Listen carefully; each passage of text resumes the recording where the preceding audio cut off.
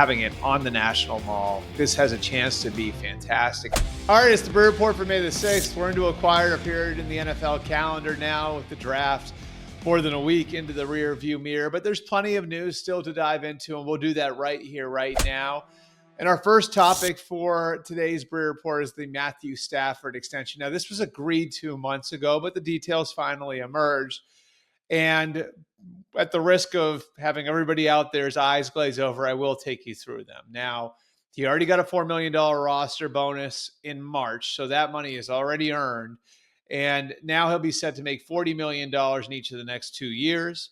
$16 million in each year is in base salary, and then another $24 million in each year will come in a series of option bonuses.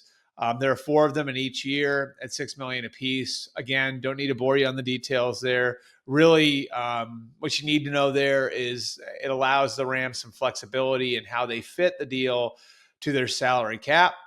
The important piece is that the money for this year is fully guaranteed. The money for next year will become fully guaranteed if he's on the roster on the 5th day of the league year, which of course is in the middle of March. Now, what does this mean for the Rams going forward? Well, they are very much still in a year-to-year place with their franchise quarterback, Matthew Stafford, but it does reflect the bet that the Rams made when they allowed for Matthew Stafford to go out in February and March and explore the market, because there were deals out there for more money. The Raiders, the Giants, were willing to pay Matthew Stafford more than $50 million a year over the next 2 years to get him in addition to whatever trade compensation they would have had to give the Rams. The Rams, as they were going through this, believed that Matthew Stafford's desire to play in Los Angeles and to remain in Southern California, where he and his 4 children and his wife are rooted now, and his desire to play for Sean McVay would override the idea of getting maybe the final bite of the financial apple that he'll have as a professional athlete at the highest level he could possibly get it. But this also reflects that the Rams are being fair, because it is a lot more money. And I think the deal that you can compare this to, really the only deal you can compare this to, is the deal they did for Aaron Donald 3 years ago when the Rams won the Super Bowl. The reason this one is similar is because it's rare that a team will give a player a raise without getting something in return in the form of years of control on the back end of the contract. This is not an extension that Matthew Stafford is doing. What Aaron Donald did in 2022 is not an extension either. It was a $40 million raise. He had $55 million left over the 3 years remaining on his contract at the time. The Rams jacked that number up to $95 million. It's a tough precedent to set, but this was for a very, very special player, once in a lifetime type of defensive player for the Rams, so they were willing to do it. So that set the stage for Matthew Stafford to want something similar. In this case, he does get that. Depending on how you want to look at the deal, again, if we include the $4 million, he'll get $84 million over the next 2 years. So that's $42 million per year. What he had left on his contract previously was $58 million over the 2 years. So this is $26 million more than he was on schedule to make. That's over $13 million. That's $13 million per year in a raise. And so I think this is a good reflection of the relationship between Matthew Stafford and the Rams, and a good middle ground to strike, where you aren't going as far as the Raiders or Giants were to acquire a new player, but you are being fair to your quarterback and giving him a chance to get closer to what he's worth, while maintaining everything that he loves about living in San Francisco, or in Southern California, and playing for Sean McVay. All right, our second topic. The Ravens released Justin Tucker. This, of course, is a dicey situation, and I want to break it down delicately. The allegations against Justin Tucker are very serious. We don't have any sort of conclusion on that. This is a Ravens team that's obviously been through a lot over the course of the last decade plus, and that they were the team that was at the center of everything that happened in 2014 with, of course, the Ray Rice situation. And they released Ray Rice in 2014 quickly after video emerged of the incident that he had with his wife. And, going forward after that, there was the feeling internally, we have to operate differently than other teams do now in situations like this. So the Justin Tucker situation, again, these aren't apples to apples, Ray Rice and Justin Tucker, but there are serious allegations out there. They hang on to Justin Tucker for 6 months. They draft a kicker, Tyler Loop, in the 6th round of the draft 10 days ago. The Ravens go through their rookie mini camp, then they decide to release Justin Tucker for football reasons. At the same time, they draft Mike Green in the 2nd round. Mike Green had 2 sexual assault allegations against him in college, which is a huge part of the reason why he was still available there in the 2nd round. He was projected by a lot of people to be a first-round talent, but there were teams that had taken Mike Green off their board. So, really, when you look at the totality of this, the Ravens have to be right in these situations. That's after what they went through with Ray Rice, they have to be right.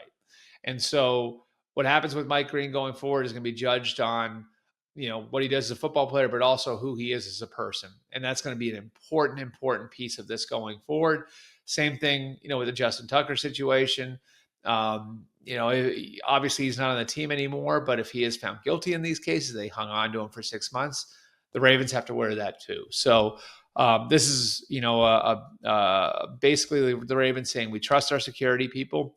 We trust the information that we've had. We trust the relationships that we have with our own players, with the college people that we work with. And we think we're going to get it right. We'll see whether or not they get it right. But obviously, a very delicate situation. And I think they said that it was for football reasons, for the CBA reasons, that can kind of be involved when you get in a situation like this and releasing a player who has been a part of something that Justin Tucker is now a part of. But the reality is this has gone beyond football. And the situation, the totality of the situation goes beyond football. Finally, the 2027 NFL draft will be held in Washington, D.C. It was crazy to see the visual of the president standing up there with Roger Goodell and announcing the deal to have the 2027 draft in Washington, D.C. and having it on the National Mall. I think, this has a chance to be fantastic. And what's really interesting about it is that's setting up to be an incredible draft class. If you look at some of the freshmen, and that's this freshman class of 2024, they'd be first eligible to go into the draft in 2027. You're talking about a potentially star-studded 2027 draft class with receivers like Ohio State's Jeremiah Smith and Alabama's Ryan Williams, and pass rushers like Texas's Colin Simmons and South Carolina's Dylan Stewart. And we even have, a quarterback already bursting onto the scene in DJ Lagway of Florida that I think has gotten the attention of NFL folks. They haven't studied him yet, but gotten the attention of NFL folks. And then how about this? I think the chance that Arch Manning is in that class is decent too. Because I don't think Arch Manning's coming out after a year. A lot of people put him in 2026 mock drafts. We've been over this before. There's nothing in his family history that says that's going to happen, right? Eli Manning could have been a first-round pick in 2003. Instead, he stayed for a 5th year at Ole Miss and was in the 2004 draft. Peyton Manning could have been the first overall pick in 1997. Instead, he stays for the 1997. He's the first overall pick in 1998, stayed 4 years at Tennessee, exhausted all of his eligibility there. I'm not saying that Arch Manning, who does have 5 years of eligibility because he did redshirt a couple of years ago, I'm not saying he's going to exhaust his eligibility, but nothing in the family's history, nothing in the way that Arch has been handled either. He had a very normal recruiting process for somebody who is the number 1 overall recruit in this day and age. There wasn't a lot of social media. He had to create a Twitter account just to announce that he was going to the University of Texas. He didn't even have one previously. I believe his Instagram account, I don't know if it still is, but was private for a long, long time. This is a guy who is not has not handled anything the way that most kids in this day and age that are seeking attention do handle these things. And then you look at the history of quarterbacks going into the NFL, how important reps are, how important pass attempts are, how you have that 25 start threshold. Nothing tells us that he's going to be part of the 2026 draft class, no matter how well he plays in 2025, just based on his family's history and his own history. So anyway, the way I look at it, you could have Arch Manning in that class getting drafted on the National Mall. You could have Jeremiah Smith drafted on the National Mall. You could have DJ Lagway and Dylan Stewart and Connor Simmons and Colin Simmons and Ryan Williams all being drafted on the National Mall.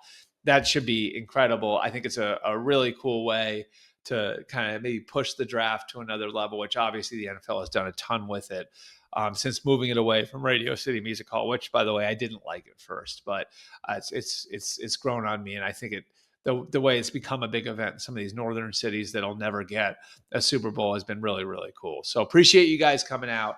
Again, I appreciate all of you following us from the beginning of the draft process, back at the combine, all the way through draft weekend. We got great numbers. You guys showed us how much you love it. So we try to give you more and more content. And any feedback you guys have on how we did, again, we're always open to that to try to tweak and make the shows that we're doing better. You can get me at Albert Breer on Twitter, at Albert R. Breer on Facebook, and at Albert_Breer on Instagram. Appreciate you guys coming out. We will have a mailbag for you here a little later in the week.